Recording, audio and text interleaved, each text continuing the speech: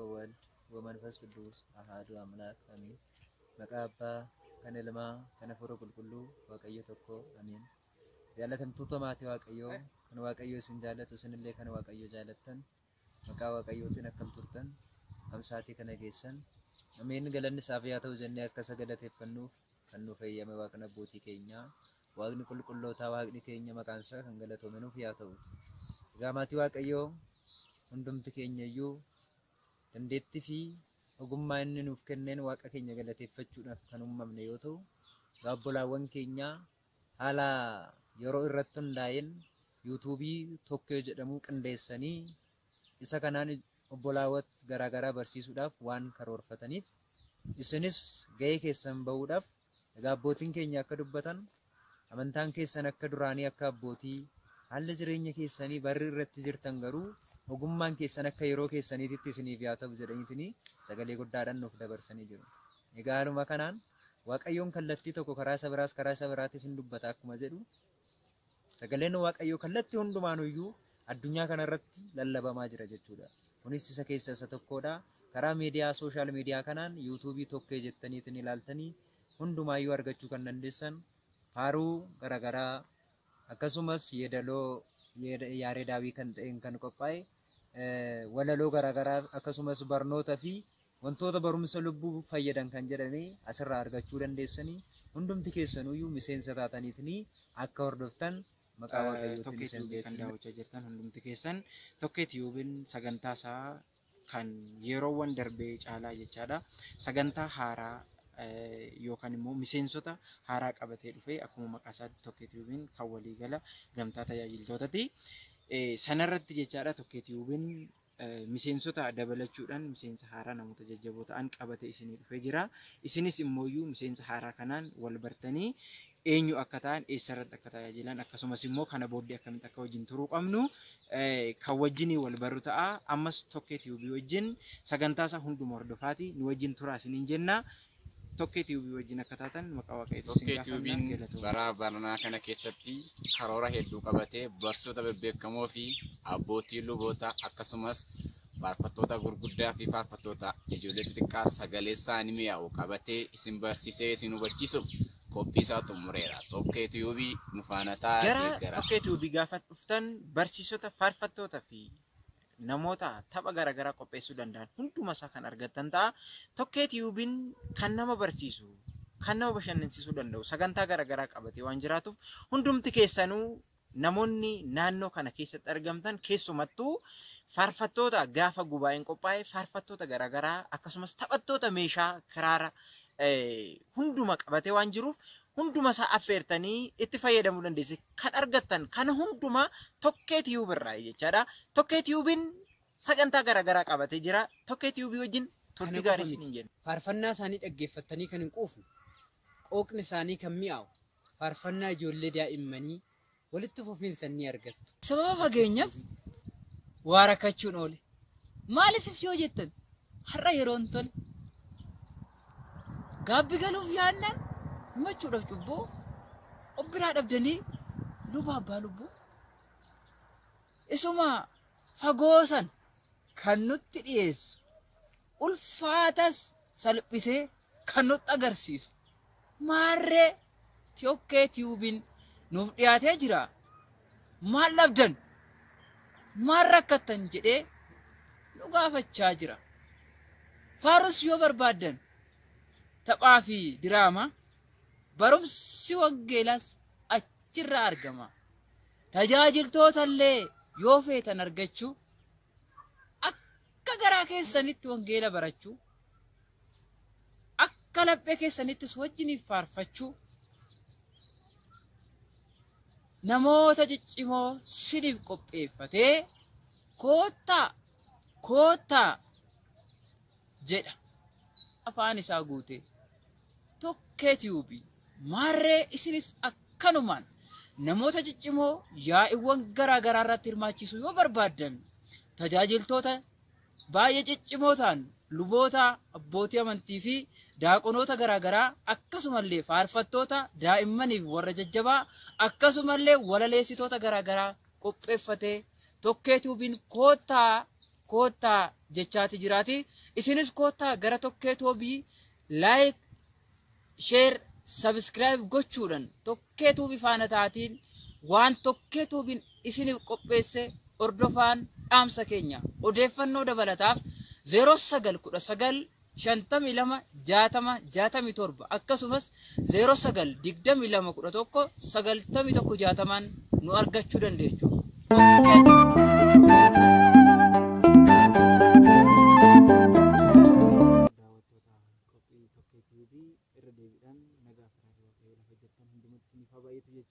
Egaa akkuma dursa isiniif tahee ture amma jechaadha sagantaa tokkitti irratti amma sagantaa nuti qabnu maalidha akkuma dura isin beeksise tokkitti yuubin miseensota haaraa babal'ifachuudhaan keessummoota haaraa yookaan miseensota haaraa qabatee isiniif dhiyaatee jira. Miseensota qabatee dhufe kana keessaa miseensota muraasa keessaa kan amma isin beeksisuudhaaf jirru kuni eenyummaa isaanii yookaan eessaa akka garan dhufan akkasumas immoo tajaajila akkamii akka kennan kan wajjin mari'annu ta'a. Ammas qophii tokkitti yuubii irraa waan baay'ee akka baratan abdii qabna. Kallattumaan gara keessummoota keenyan wal baruutti deemna. Abbaa keenya irraa kan kaanu ta'a. Abbaa keenya eessa laatanii akkana ibsitan.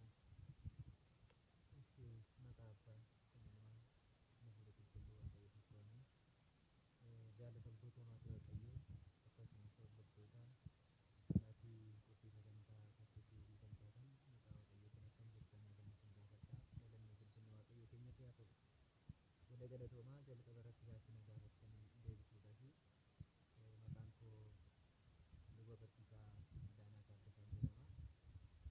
Kan tajaajilutti mana amantaa Dabra Mi'oota Madaaniyyaa Loongistaan akkasumas Dabra Salaam Qulqulluu Gabri'eelii Fiicheeti. Egaa walumaa galatti waa'een koo isa kana ta'a. Tolee abbaa keenya galatooma jechaanii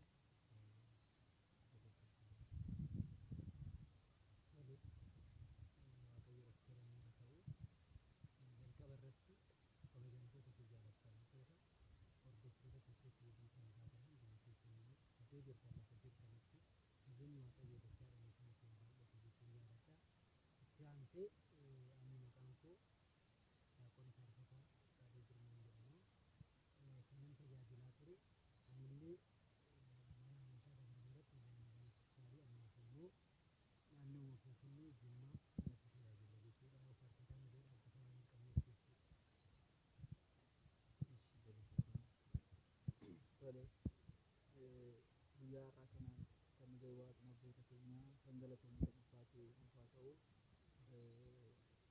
hordoftootaa fi dhaggeeffattoota daawwattoota miidiyaa tokkeetii fi hunduma keessaniif nageenyi waaqayyoo raarreessanii isaa bakka jirtan hundatti isiniif haa baay'atu isin haa daawwatu jechaa fi ani maqaan koo Daaqoon Faarfataa Rabbirraa Bujaan jedhama. Kanan itti tajaajilu kanan itti tajaajilaa ture Fiichee Abuna Samaariyaan bakka jedhamanitti kan tajaajilaa jirudha. Duraan ammoo Waldee Baala Waldii Aanaa Dhaboota keessatti kan argamutti kan tajaajilaa turedha.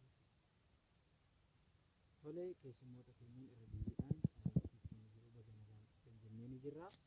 Kanatti aansuudhaan jechuudha karaa sooshaal miidiyaatiin yookaan immoo tajaajilli adda addaa kan kennamu ta'a. Yeroo baay'eetti namoonni baay'een karaa sooshaal miidiyaa kanaanis ta'ee karaa kallattiitiin namoonni tajaajila walqixa tajaajilan hin jiru. Tajaajila sooshaal miidiyaa kana wal qabatee jechaadha. Isaan kun keessummoonni keenya kun akkuma argitan yeroo baay'eetti jechaadha karaa sooshaal miidiyaatiin haa ta'u kallattiidhaan bakka dhiyeenya jiranitti dhiyeenyaan kan tajaajilan yookaanis immoo karaa sooshaal miidiyaatiin waan gaarii yookaan immoo waan guddaa hojjechuudhaaf kallattiidhaan gara keenya dhufanii gara fuulduraatti tajaajila kana akkamitti ilaaltanii maal hojjechuudhaaf yaaddanii kan jedhu sana wantoota isaan gaafanii jechaadha. Abbaa keenya irraa kan eegallu ta'a jechuudha. Toleeshi galatooma. Egaa dhimma tajaajilaatiin wal qabatee haala yeroo irra jirruun yeroo ammaa kana akka biyyaattis ta'ee akka addunyaatti tajaajilli sooshaal miidiyaa tajaajilamtoonni fi tajaajiltoonni yeroo itti wal quunnaman kan agarruudha. Kun immoo Waaqayyo akka barsiifataa fi seera mana kiristaanaa keessatti maalidha? As keessatti wantoota garaagaraatu ka'uu danda'a. Namni qilleensa irraan tajaajiluu hin danda'a, tajaajilamuu hin danda'a. Qilleensa irraan kadhannaa taasisuu danda'a, qilleensa irraan gaabbii galuu danda'a. Dhimma kanaan haala teekinooloojii addunyaan sa'aatii kana irratti nuun ga'een fayyadamnee waan taasisnu kun maal fakkaata waan jiruun manni kiristaanaa deebii mataa ishee danda'e kan qabdudha. Qulqullichi Phaawulos ergaa isaatiin maal jedhee dubbate barittiin fokkistuudha yookaan immoo barittiin hammaattuudha, barittii sana irratti beekaa zamanuun waajjuu bara sana ishee sana irratti beekaa jedha. Uummata Efesoon yeroo barsiisu kana dubbate waan dubbateef qaba jechuudha. Uummanni Efesoon yeroo jalqaba turanitti jalqaba irratti kan ittiin barreeffame jechaadha. Waa'een qaroominaa isaan baran turre boodarra garuu waan isa caalutu itti dhufe jechaadha. Kanaaf bara sana akkuma sana irratti beekaa jedhetini jalqabaaf yoo isaaniif dubbatu xumura isaatiif nu immoo ijoolleen Phaawulos hafuurawaa har'atti yeroo gorsa isaanuuf dabarsu addunyaa har'a jirru addunyaa kana keessa teenye raawwanne bara kana irratti beekuu qabna jechuudha. Kana jechuun maal jechuudha? Har'a waan salphaan daqiiqa takkittiitti si gallakkifameen addunyaa guutuu irratti mul'ata jechaadha. Abbootiin keenya darban qulqulloonni duuka bootaa inni tokko biyya Giriik yoo jiraate, inni tokko biyya Hindii yoo jiraate, hafuura qulqulluudhaan wal argu tureeyyuu. Hafuura qulqulluudhaan eessa akka jiru wal daawwatu ture jechuudha. Osoo waliin qaxarin. Haa ta'u malee nuti immoo qulqullummaa akka abbootii keenya kaleessa san hin qabnu garuu amantaa isaanii sana qabna. Qulqullummaa hanga isaanii dhabnus falagii isaanii deemsa isaanii qabannee dhufnee jirra. Egaa addunyaa har'aati irratti qulqulluun Phaaphaasii Abuna Baasiliyoos Zaqisaariyaa kan jedhamu dubartiin gaabbii isa biratti galuu dhufte gaabbii ishii hundumaayyuu irraa fuudhee cubbuu takkatti qofti gaafa hafu gara Sooriyaatti ishee erge. Qulqulluu Efreem luba kabaja walii ibsuuf gara sana erge. Akka bakka sana jiru argaa ture. Qulqulluu Efreem bakka inni kadhannaa taasisu gara Qisaariyaatitti isa ilaalaa ture jechuudha. Kuni fuullee hafuura qulqulluutiin bakka jiran sanarraa bakka fagoo tokko ilaalaniitiin kan argan jechaadha. Egaa akkuma sana har'a nuti immoo hafuura qulqulluu abbootii kaleessa sana dhabnus amantaa isaaniitiin sooshaal miidiyaa kanaan kuni kennaa dhala namaati. Waaqayyoon sammuu lama namaatiif kenneenidha. Kanaaf kanatti fayyadamne immoo waan gaariitti fayyadamuu hin dandeenya jechuudha. Waan baay'ee jijjiiruun hin danda'ama. Fakkeenyaaf namni gaafa uumamu uumama isaatiin biyyeedha jechaadha. Gaafa jijjiiramnu waaqayyoodhaan nama taane jechaadha. Waan cubbuudhaaf dhufe tokko gaariitti jijjiiruu hin danda'ama jechuudha. Doonii Noohii keessatti kan galan bofti nama hedduu amala badaa qabu gaafa makoodii garraamessuun afaan isaa keessa buustu garuu hamma achi keessa bahutti qabatee ture. Maaliif amala isaa jijjiirrate jechuudha. Leenci nama nyaatu, qirreensi nama nyaatu hundumtuu achi keessatti garuu nama wajjin warra wal galanii jiraatan hin jijjiirrame jechuudha.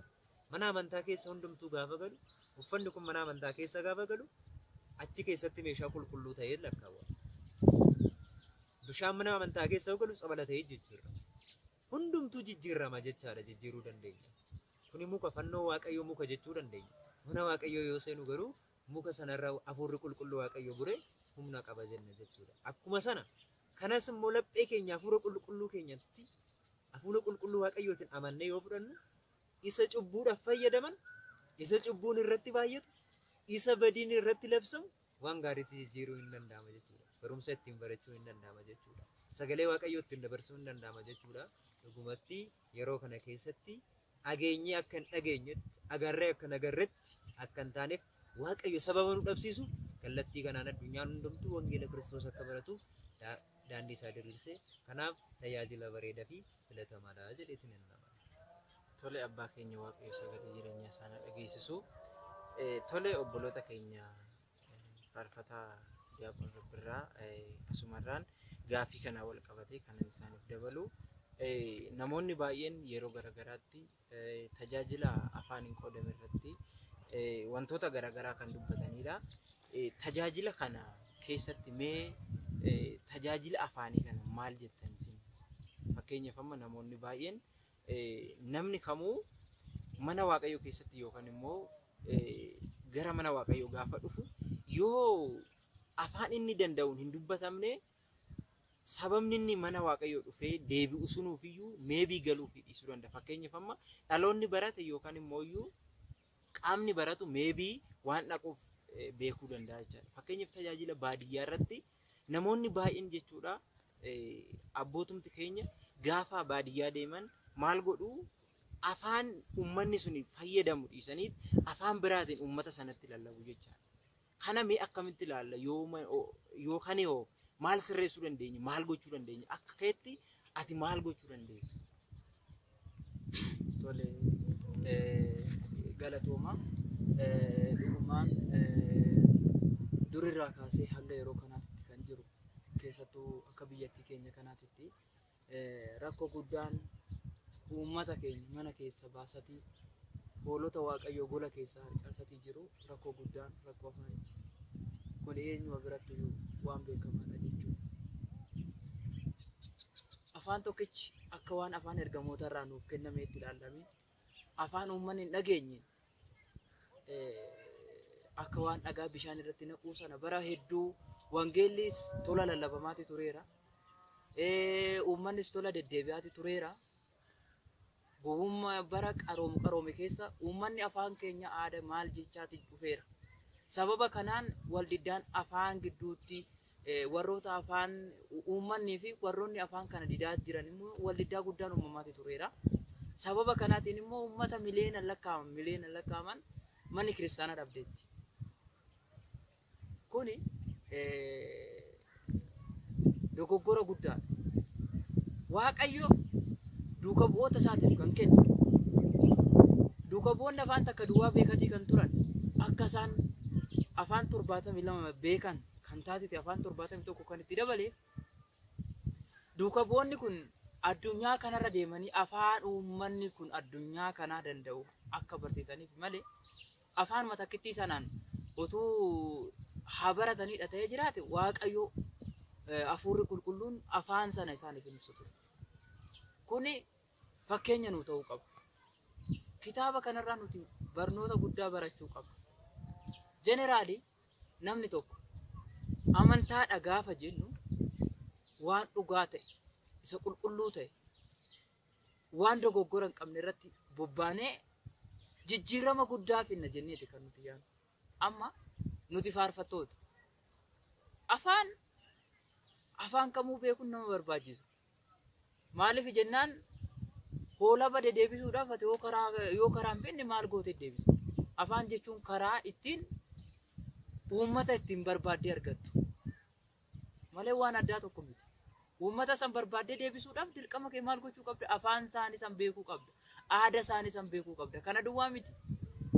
Qulqulluu Phaawulos warra uffata hin qabne bira gaafa ga'ee barsiisuudhaaf akka uffanni barbaachisu barsiisuudhaaf gaafa ka'u uffata isaa baafatee warra sana wajjin qullaasaa dheebeet kootta uffata uffannaa jedhee warra dhukkubsatu waaqa isaatti gaafa amansiisuu barbaadu warra dhukkubsatu bira dhaqee kiniiniin kun nujjeesee dhukkubsataa fakkaate kiniiniin kun hoonu fixee kootu maalu wanni nama fayyisu waaqni jira waaqa bira danda'ee fayyisa. Otuu koo fayyumti kun dhaqee kootta jedheeni uummanni kun naman. Kanaaf waan uummata isa fakkaachuun dirqama tajaajila keessatti. Gaafis xumura irratti naa kaastaniif maal gootu akka mataa keessaniitti kan naan jettaniif amma waaqayyo naaf ibse amma waaqayyo na dandeechise akka mataa kootti.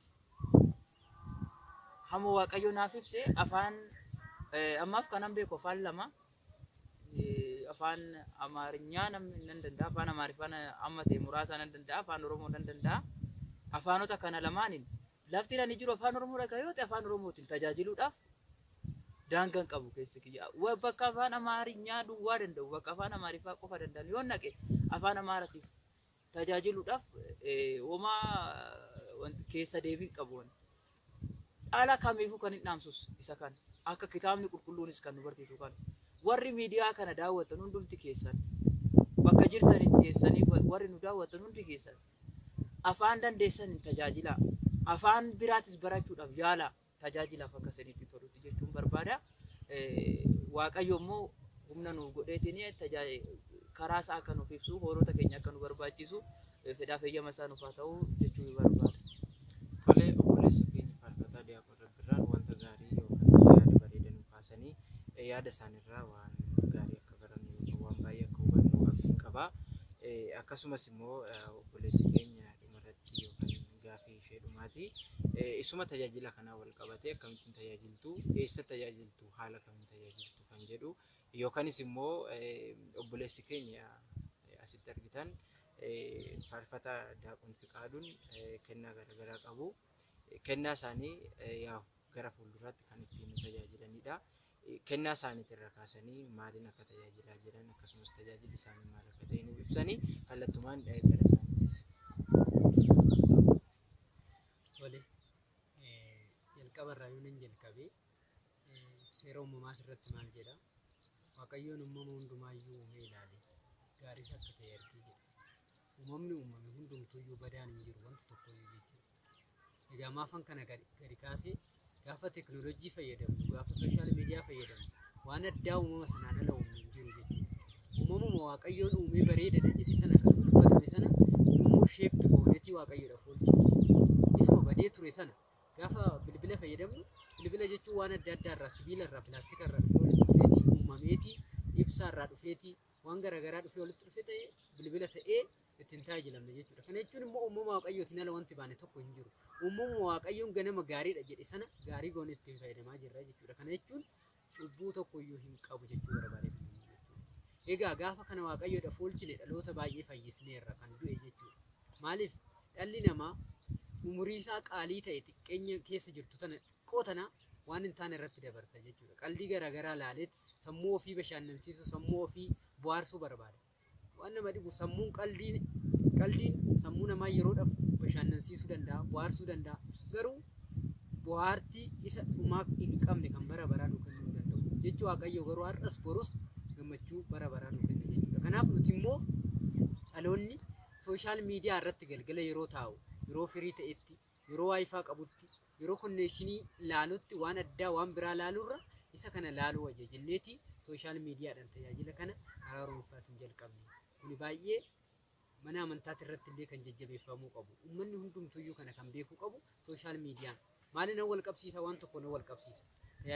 Tajaajiltoota yookaan immoo duuka buutota gooftaa keenya Yesuus Kiristoos uummata deemanii barsiisaa turanii Yerusaalem keessa, Samaariyaa keessa, Yihudaa keessa, amma qarqara addunyaatti bakka miilli isaanii hin geenye ergaadhaan barsiisaa turan. Ergaan suni jechuun kanarra nuti sooshaal miidiyaan fayyadamnu kana jechuudha. Qaama erginutu gargar ta'e malee bara keenyatti beekne malee bara keenya fayyadamne malee ergaan suni kanarra nuti fayyadamaa jirru kana jechuudha.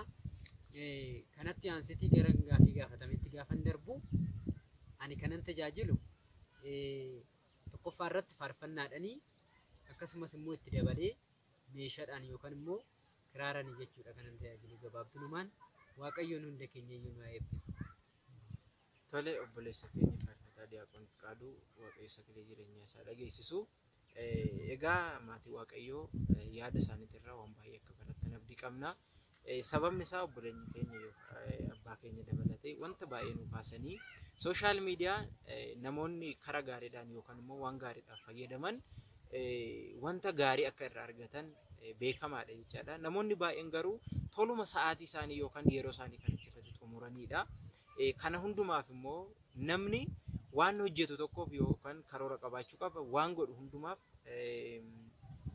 adda baafatee gochuu qaba jechaadha. Yoo adda hin baafanne sa'aatii qabnu hundumaa sooshaal miidiyaa seennee wantoota tapha garaagaraa yookaan wanta nu gufachiisan, nu bashannansiisan laaluudhaan yeroo keenya yoo finne wanta gaariidhaaf hin fayyadamne jechaadha. Yeroon keenya tola dhume. Egaa keessummoota keenya har'aaf gaafuma isa kanarratti dhaabnee raawwanne wanti dhumarratti isaan nu dhaaman tokkee tiyuubii akkamiin tajaajiluudhaaf miseensa ta'anii akkamiin tajaajiluudhaaf gara kana dhufan kan jedhu abbaa keenya irraa kaanee dhaamsa gabaabduu ishii nu kaasanii wajjiniin xumurra jechaadha. Eeshi haa ta'u galatoomaa xumura irratti akka walii galaatti እንግዲህ namni gaafa walitti dhufe, namni gaafa tokkummaa uume, namni gaafa jaalala uume hundumtuu milkaa jechaadha. Bakka jaalalli jiru waaqni jira, bakka waaqni jiru immoo jaalalli jira.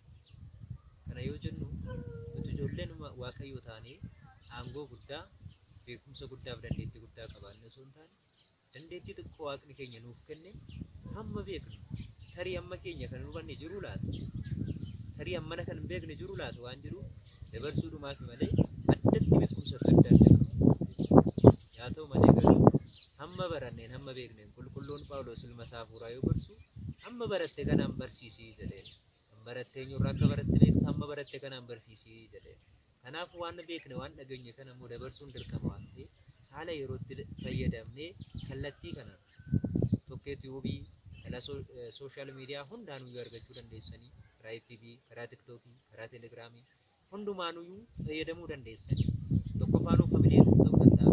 Lammaffaa inni jalqaba garuu inni guddaan immoo kaayyoon isaatuyyuu maalidhanni hundumtuyyuu bakka jirutti wangeela Waaqayyoo baratee amantaa isaatiin fakkaatee osoo hin taane ta'eetiin akka argamudha. Hundumti keessanuyyuu kiristaana fakkaatu osoo hin taane kiristaana ta'ee argamu akka taatanii argattan kan jiru dhaamsa koo xumuraatii galatooma. Tole abbaa keenya galatoomaa aga dhumaatti Waaqayyoon umurii tajaajilummaa keessanii isiniif haa dheeressu jennaani.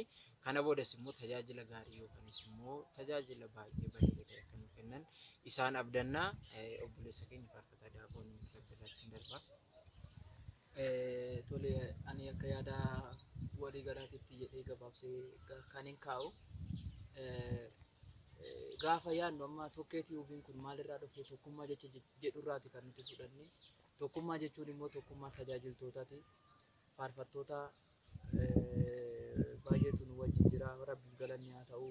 Barsiisonni illee nu wajjin jiru. Abbootiin illee baay'eetu nu wajjin jira. Daa'imman illee akkasuma baay'ee qabna. Daa'imman illee warroota gurguddifachaa jirru waan baay'eetu nurra jira. Waan baay'ee of duuba qabna waan ta'eef tokkummaadhaan jechuudha. Akkuma kunoo manni maagaraan wantoota garaagaraatiin walitti dhufee dhoqqeen, mukti, simintoon, mismaarri wanni garaagaraa walitti dhufee akka mana ijaaramu mana bareedaa ijaaru sana nutis immoo tokko taanee abbootii keenya qabannee buloota qabannee faarfattoota barsiisota diyaaqonoota qabanneetiin miseensa tokkeetti yuubii taanee jirra tokkummaadhaan kaanee jirra. Kaayyoon keenya akkuma dura abbaan keenya jedhan tajaajilaa fi tajaajila jechuun immoo ofis tajaajiluudha, waaqas tajaajiluudha, namas tajaajiluudha. Waaqa akkamitti tajaajilaa? Hoolota waaqa erga eenyu nuti waaqa tajaajilleerra. Of akkamitti tajaajilaa? Waan gaarii erga hojjennee of tajaajilleerra, firee buusneerra jechuudha.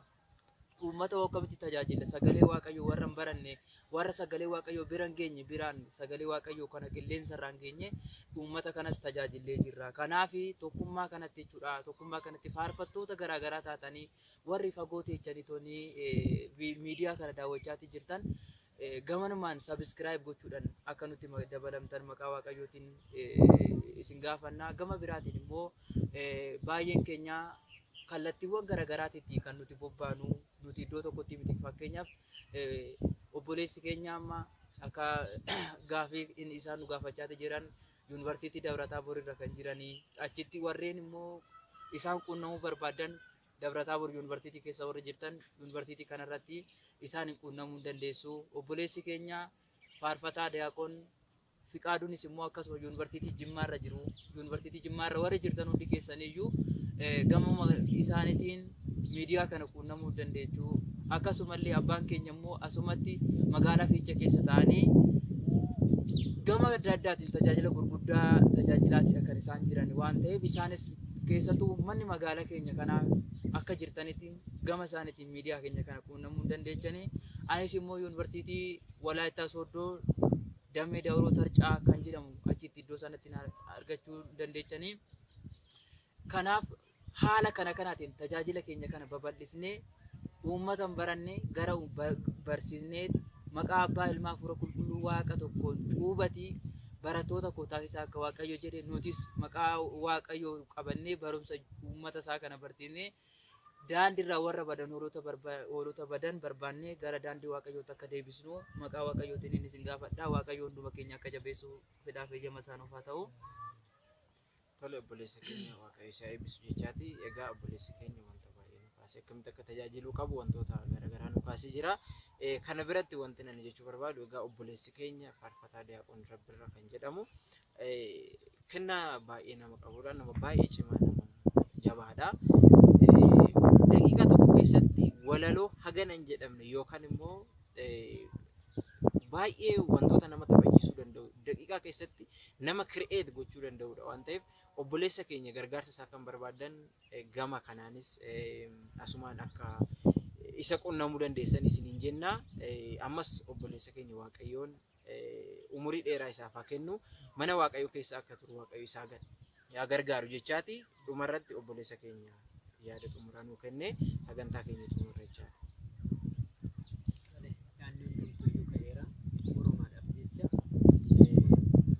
Baay'ee jira dhugumatti dubbachuudhaaf tiktookidhaanis taanaan telegiraamidhaanis taanaan instaagiraamis taanaan wannuma hundumaanuyyuu sooshaal miidiyaadhaan waan garaagaraatu jira kan manfasaabii barsiisu hunduma isaatiyyuu hordofaa yaa hordofu waan biraati irratti qooda yeroo dabarsinu isa kanaan biizii haa taanu waan Waaqayyo irraa barannaa tajaajila irraa barannaa hin tajaajilamna malee hin miidhamnu jechuudha.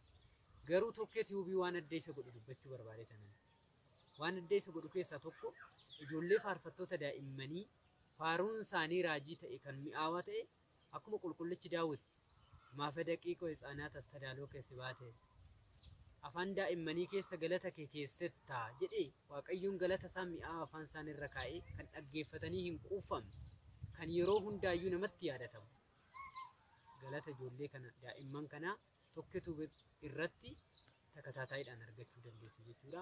Akkasumas gubaa'eewwan garaagaraatitti keessattuyyuu Oromiyaa keessatti akkasuma gara Salaalee godina Salaaleetti keessattuyyuu naannawa kanatti gubaa'eewwan jiru hundayyuu amma danda'amaa ta'etti guyyaa guyyaadhaan taateewwan ta'e mana kiristaanaa jiru argachuu dandeessu kanuman jedhaa galatoomaa. Tolee obboleessa keenya faarfataa Diyaaqoon Fiqaaduu galatoomu jechaanii Waaqayyo sagalee jireenya isaanii eegisu hunduma isaanii Waaqayyo isaan eebbisu waamicha keenya kabajanii akkasumas immoo tajaajila mana Waaqayyootiif ariifatanii gara kana ijaa dhufaniif Waaqayyo isaan eebbisu haga dhumaatitti. Tolee maatii Waaqayyoo sagantaan keenya har'aaf qabanne guyyaa har'aa asumarratti xumura. Dhumarratti yaaniin ani isinii kaasu egaa tokkee tiibiin akkuma isaan isinii kaasan qophiiwwan garaagaraa kan adda isa godhu akkuma jedhame wanta hundumaa qabna jechaadha. Wanti hundumtuu nu biratti guutuudha.